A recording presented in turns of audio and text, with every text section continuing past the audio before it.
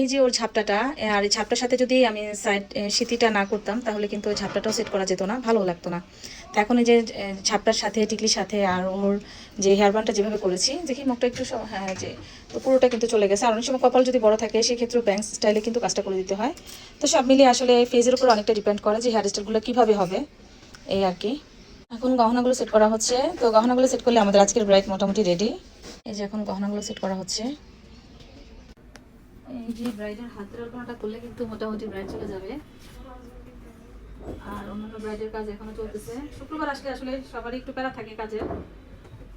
এই যে কাজ, এটা হাতের আলপনাটা হলে তো আপনাদের কাজ শেষ। আর এটা তো জাস্ট গোল্ডেনটাই বাকি। আপনাদের এখান থেকে সিনজি নেবেন না? হ্যাঁ, সমস্যা কি। আলপনাটা শেষ, এখন শুধু দোপাট্টা সেট করে দিব।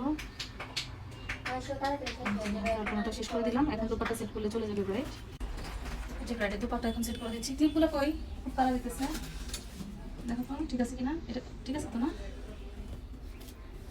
দেখো এই যে ব্রাইড শেষ। আরেকটা তো